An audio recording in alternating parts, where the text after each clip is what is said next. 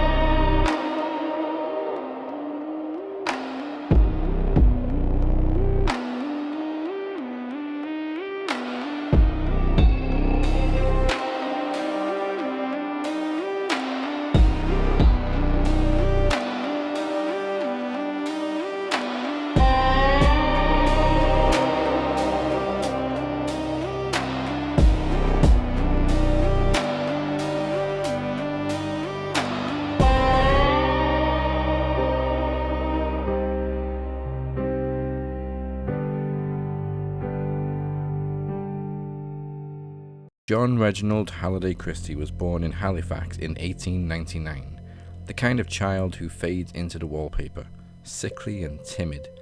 His father was harsh, his mother was doting, and his siblings were mostly indifferent. At school, Christie was mocked for his reedy voice, the lingering effect, he claimed, of a gas attack during the First World War. Boys taunted him with the cruel nickname Reggie No Tits. He never forgot it, and he never forgave it. Christie also suffered from impotence, a secret humiliation that would haunt him into adulthood, and when humiliation festers, it sometimes rots into cruelty. While other men treated impotence with therapy or stiff drinks, Christie preferred a more hands-on solution. Unfortunately, it involved strangulation. In 1920, Christie married Ethel Simpson in Bradford. They would separate after a few years, followed by Christie's spells in and out of prison for theft and assaults, including striking a woman over the head with a cricket bat. The couple reunited in the 30s, and Ethel moved to London to be with her husband. Because in the 30s and wartime 40s, Notting Hill was not the joyful and vibrant space at the epicenter of a Hugh Grant film. It was, in fact, a monochrome shithole. John Christie's first known victim was Ruth First, a 21-year-old Austrian woman living in London during the Second World War. She was often described as a bit of a drifter, struggling to make ends meet in wartime London. She sometimes turned to sex work to survive, something that was, unfortunately, right up Christie's alley. In 1943, Ruth was brought back to 10 Rillington Place, in what Christie later called an act of curiosity. He strangled her with his bare hands. Her body was buried in the back garden beneath the same soil where Christie would later plant vegetables. He went back to life as if nothing had happened, and during his later trial, Christie would talk about killing a prostitute so casually, like a passing experiment. Ruth was Christie's first rehearsal. The following year, Christie methodically planned out his second known murder. Muriel Eady was a 32-year-old radio factory worker. Described as a practical, no-nonsense woman, she became good friends with Christie, who saw her chronic bronchitis as an opening. Muriel was lured to 10 Rillington Place under the guise of medical expertise. Christie had told Muriel he had special knowledge and had discovered a new cure for respiratory problems using gas inhalation. He encouraged her to sit back and inhale a special mixture from a glass jar through a rubber tube. A second tube from the jar was connected to Christie's concealed coal gas supply, which he unblocked while Muriel was breathing in the fumes, slowly passing out. Once she was semi-conscious, he strangled her and satisfied himself sexually with Muriel's body before burying her in the garden next to Ruth First. It was clinical and controlled. Christie killed Muriel with the calmness another man would take someone's pulse. It was a progression from the experimental murder of Ruth First to the methodical murder of Muriel Eady. But the next chapter in Christie's story turned one man into a true monster and another man into a tragic victim of injustice. Timothy and Beryl Evans moved into 10 Rillington Place with their infant daughter Geraldine in 1949, renting the top floor flat from Christie. Timothy Evans was not a clever man. He could barely read, often told tall tales, and stumbled through life like a child among adults. He was simple, and simple made him vulnerable. Today he would be described as having learning difficulties. His IQ was around 65 to 70, whereas the average adult IQ ranges from 85 to 115. Geraldine was described as a genuinely happy baby, always bouncing around in her cot and laughing. She was said to be smiley and adored both her parents. The couple had only married a year before, and their relationship was said to be volatile, with frequent arguments over financial difficulties fueled by Timothy's drinking habit. Despite their loud clashes, neighbours described Timothy as harmless and friendly. Christie, however, heard everything downstairs and became a firm but fair landlord to the bickering couple. Later in the year, with Geraldine barely a year old, Beryl became pregnant again. Caring Christie provided a solution for the struggling couple. The same solution he offered to Muriel Eady. Christie told Beryl he could help her with medical knowledge, techniques he had learned during the war, like a murderous gaslighting Uncle Albert. Beryl Evans was scared, short of money, pregnant again, and in a cramped flat she and her husband could barely afford. And the kind old man downstairs was offering a solution. He was confident, calm, and certain. Christie led her downstairs and told Beryl to lie down, to relax. But there was no antiseptic, no nurse, no medicine, just Christie. Beryl was strangled to death. It's unknown whether Christie made a mistake in his execution or if Beryl was spooked and panicked at the idea, but facial bruising also showed signs of a physical assault prior to her death. When it was over, Beryl Evans lay dead on the floor of her landlord's downstairs flat. Killed not by desperation or accident, but by design. Christie wrapped her body in a blanket, as neatly as if he were putting something away for storage. For Christie, murder was housekeeping.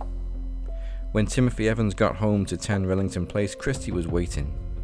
Calm, composed, and helpful, as always. He told Timothy there had been an accident.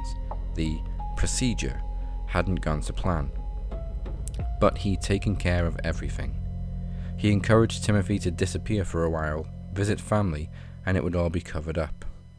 He assured him his daughter would be looked after by good people until he was ready to return. And as if Christie was the only adult in the room, Timothy did as he was told. He packed a bag and travelled to his aunt and uncle's house in Merthyr under the impression that, when the heat had died down, he would reunite with Geraldine in London. But Geraldine had never left Rillington Place. After he'd sent Timothy on his way, Christie had found the 1-year-old in her cot, crying. Instead of consoling the poor child he'd just robbed of a mother, he strangled her the same way. Christie murdered Geraldine because she was inconvenient to the story he wanted to tell, because she was a complication. He bundled up both mother and child, packed them away like old furniture in his wash house, and concealed the blankets with spare bits of wood. When police came asking questions, Christie was calm, polite, and pointed them in the direction of Timothy Evans. When Evans arrived in Merthyr, he was visibly distressed, agitated, and rambling. He told his relatives that Beryl had taken Geraldine to visit her own family in Brighton, but Timothy was grieving, terrified of the police, and struggling to piece everything together. And his story started to unravel after his family sent a telegram to Beryl's family and received a response stating they had not seen her in months. When confronted, Timothy spun another story that Beryl had run off with a rich man before fleeing to the nearest police station. He comes clean about the botched abortion he believed happened, but strangely confessed to disposing of Beryl's body in the sewer. The prosecution didn't need to prove Evans killed his wife. They only needed the jury to believe he killed his 1-year-old child. Unfortunately for Evans, British courts in the 1950s preferred confidence over confusion, which meant Christie sounded like a witness and Evans sounded like a problem. What the jury saw as deception was simply confusion. Evans struggled to explain himself under pressure. He contradicted himself and fell apart mid-sentence. By comparison, every time Timothy Evans stumbled, Christie looked steadier. Evans's defense even attacked Christie's credibility as a witness, using his history of violence and theft to little effect. John Christie was perceived as a star witness and even over-dramatically broke down and wept when Evans was found guilty and sentenced to death. It took the jury just 40 minutes to deliberate whether Timothy Evans should live or die. After sentence was passed, Evans famously cried out, "Christie done it!" Given his intellectual limitations, Timothy's interrogations have been seen as deeply coercive. Evans was poorly educated and was simply eager to please authority figures. He had no idea of how badly he incriminated himself. On March 9, 1950, Timothy Evans was hanged at Pentonville Prison by the most famous hangman in recorded history, Albert Pierpoint. And while the trapdoor opened beneath an innocent man, John Christie sat at home in his house of horrors, sipping his tea. For 3 years after Timothy Evans was executed, John Christie remained exactly where he wanted to be, overlooked. No one searched the flat thoroughly. No one questioned the quiet little man downstairs. The police had their killer. The courts had their conviction. Case closed. But Christie wasn't done. In December 1952, he murdered his wife Ethel. They'd been married for over 30 years before he strangled her in bed. Unlike his previous victims, Christie didn't immediately dispose of the body, likely because of the emotional attachment, but eventually he took up the floorboards and buried his wife under the living room floor. When neighbors noticed Ethel was missing, they were told she had gone to stay with relatives, which was becoming a theme at Rillington Place. Women were always supposedly away visiting, and yet somehow never returned. Now living alone, Christie spiraled. He lured 3 more women back to the flat, charmed them, gassed them, and strangled them. They were Rita Nelson, Kathleen Maloney, and Hectorina McLennan. By this point, it was as mundane for Christie as mowing the lawn, which, considering what was already buried in the garden, was probably best avoided. Christie's only problem, of course, was that despite living alone, he was running out of room. The flat became overcrowded with bodies hidden in the alcoves, the floorboards, the walls. His solution was simple. He up and left in 1953. Carrying just 1 suitcase, Christie abandoned the flat and wandered London aimlessly. He slept rough, stayed in homeless shelters, survived on scraps of money, and grew more disheveled by the day. Meanwhile, Rillington Place had a new tenant. On March 24, 1953, Beresford Brown was renovating the kitchen when he noticed a loose section of wallpaper. This slapdash bit of paper was covering a small alcove, and as Beresford Brown peered inside, he saw a woman's undressed corpse. Police arrived expecting to find 1 victim. Instead, they found a mortuary. Behind the peeling wallpaper in the alcove of the kitchen, the 3 bodies of Rita, Kathleen, and Hectorina were all stacked together in the cramped space. They then of course found Ethel under the floorboards and the bodies of Ruth First and Muriel Eady in the garden. Christie's week on the streets ended by pure chance. On March 31st, 1953, Christie was wandering by Putney Bridge when he was noticed by Police Constable Thomas Ledger. The officer was suspicious of the frail-looking man resembling the newspaper reports. The officer calmly approached him and asked for his name. John Reginald. One last lie, like a reflex. But the years of deception had finally caught up with him, as the officer wasn't convinced. He asked for identification. Christie had none. He asked him to remove his hat, which Christie did, knowing his performance was all over. PC Ledger addressed him as John Reginald Christie. You're Christie. John Reginald Christie. The Great Terror of 10 Rillington Place ended not with a dramatic chase or final shootout, but because a tired old man wandered the streets like the helpless man he sent to the gallows, and a good old-fashioned observant cop. The revelation detonated across Britain. An innocent man had been hanged while the real killer sat in court pretending to be a witness. The British legal system essentially produced a report saying, well, perhaps hanging him wasn't ideal. Which was not, as you might imagine, enormously comforting. The wrongful execution of Timothy Evans became one of the defining arguments against capital punishment in Britain. In the 1960s, mounting pressure led to a formal review known as the Brabin Inquiry. The findings stopped short of declaring Evans completely innocent, a frustrating piece of legal hedging that satisfied almost no one. But the damage was already done. Public confidence had cracked. If the justice system could execute Timothy Evans while the real killer sat calmly downstairs at 10 Rillington Place, how could anyone trust the state with the power to kill? In 1965, Britain suspended the death penalty for murder. 4 years later, abolition became permanent, but not before John Reginald Christie was hanged in 1953 in Pentonville Prison by Albert Pierpoint, the same man that hanged Christie's only victim who didn't die by his own hands. As the noose was slipped around his neck, Christie was noted for complaining his nose itched. Pierpoint quipped, "Don't worry, it won't bother you for long." In 1966, Timothy Evans was granted a posthumous pardon. 10 Rillington Place was demolished in 1971.